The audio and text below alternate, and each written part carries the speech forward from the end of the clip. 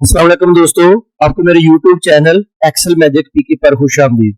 दोस्तों, आज हम ऑटो सीरियल नंबर लगाना सीखेंगे। बाज दफा होता है कि जब कोई यूजर जो होता है वो किसी फिल्टर डाटे के अंदर काम कर रहा होता है, तो वो फिल्टर करता है किसी एरिया को। जैसे मैं ये जो डिपार्टमेंट्स हैं इनको फिल्टर करता हूँ, तो उसके जो डिपार्टमेंट्स के नेम होंगे जिस जिस सीरियल नंबर पर जिस जिस रो पर पड़े होंगे वो उसी हिसाब से सीरियल नंबर फैच होके आएगा। लेकिन अगर हमने फिल्टर्ड एरिया के अंदर ये फार्मूला लगाया हुआ है इसके ऊपर, तो मैं उसी तरह HR को फिल्टर करता हूँ, तो देखें इसके सीरियल नंबर ऑटोमेटिकली सीक्वेंस में आ गए हैं। इसकी जरूरत हमें कब पड़ती है? जब हमने बल्क में प्रिंट लेने होते हैं, हम फिल्टर करते जाते हैं डाटे को और उसके प्रिंट लेते जाते हैं। लेकिन हमें क्या करना पड़ता है कि सीरियल नंबर 1 बाय 1 उसको चेंज करना पड़ता है। तो चलिए अपनी प्रैक्टिस फाइल के ऊपर चलते हैं और देखते हैं हमने ये मैजिक कैसे लगाया है।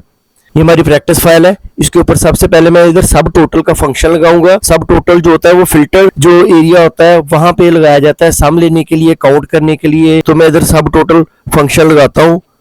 तो जैसे ही मैं सब टोटल फंक्शन लगाता हूं तो उसके पैरामीटर्स ओपन हो जाएंगे। तो ये देखें इसकी साइड पर विंडो ओपन हो गई है। 1 का मतलब अगर मैं 1 टाइप करूंगा तो उसका वो जो डाटे जिसको हम रेंज देंगे उसको वो एवरेज निकालेगा। 2 दूंगा तो वो उसको काउंट करेगा। 3 दूंगा तो वो ऐसे सेल्स को काउंट करेगा जिसके अंदर ब्लैंक वैल्यू नहीं होगी, यानी कि उसके अंदर कोई ना कोई डाटा होगा। तो अभी मैं 3 लिखता हूँ, मुझे काउंट ए वाला फंक्शन चाहिए। उसके बाद मैं कॉमा डालूंगा और उसके बाद रेफरेंस 1 और रेफरेंस 2 रेफरेंस 3 इस तरह करके आगे सीक्वेंस लिखा हुआ है। तो मैं रेफरेंस के अंदर ये वाला सेल दे दूंगा जो कि मैंने डिपार्टमेंट वाइज लेना है। कॉलन लगाऊंगा तो ऑटोमेटिकली इसके बाद ये ऊपर देखें इसके एक और F2 का फंक्शन आ जाएगा। मुझे रेंज यही चाहिए, लेकिन इस रेंज के अंदर पहली जो F2 वाली रेफरेंस होगा उसको मैं लॉक करूंगा F4 की से, ताकि जब मैं इसको नीचे ड्रैग करूं तो एक सेल वहीं फिक्स रहे और दूसरा सेल जो है वो नीचे नीचे काउंट है, यानी उनको काउंट करता जाए। अब मैं इसको ब्रैकेट क्लोज करके एंटर करता हूं तो ये देखिए उसने 1 दे दिया है। अब इसको मैं डबल क्लिक करता हूं तो ये देखिए इसने फार्मूला लगा दिया है। लेकिन अब इसके अंदर ये एक प्रॉब्लम है। प्रॉब्लम ये है कि जब मैं इसको HR को फिल्टर करूंगा तो देखें उसके अंदर कुछ और भी चीजें उठकर आ जाएंगी, जैसे ये सेल वाली एंड वाली वैल्यू है। इस चीज से बचने के लिए हम क्या करेंगे, या तो इसको टेबल में कन्वर्ट कर दें या फिर हम इसके पीछे एक और फार्मूला लगाएंगे जो कि इफ फंक्शन होगा। इफ फंक्शन क्या करेगा कि लॉजिकल फंक्शन है और वो देखेगा कि अगर तो ये वैल्यू जो है जिसके अंदर हमने डिपार्टमेंट्स लिखे हुए हैं वो जो वैल्यू है वो इक्वल है ब्लैंक के।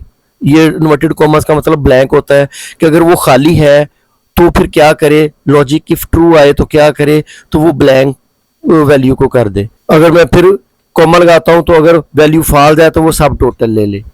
जस्ट ये फार्मूला लिखना है और इसको ब्रैकेट क्लोज कर देनी है इफ कमांड की और इसको एंटर कर देना है। अब मैं इसको डबल क्लिक करूंगा और तमाम रेंज तक इसको ड्रैग कर दूंगा। अब अगर मैं इसको फिल्टर करता हूं HR को तो देखें सिर्फ HR ही फिल्टर होकर आया है और साथ उसके जो सीक्वेंस वाइज जो सीरियल नंबर है वो ऑटोमेटिकली सीक्वेंस में आ गए हैं। इस तरह आप बड़ी आसानी के साथ अपने डाटे को फिल्टर भी कर सकते हैं और सीरियल नंबर्स को ऑटोमेटिकली अपडेट भी कर सकते हैं। उम्मीद है कि आपको मेरी वीडियो पसंद आई होगी। इसको लाइक कीजिएगा, शेयर कीजिएगा और सब्सक्राइब कीजिएगा। खुदा हाफिज।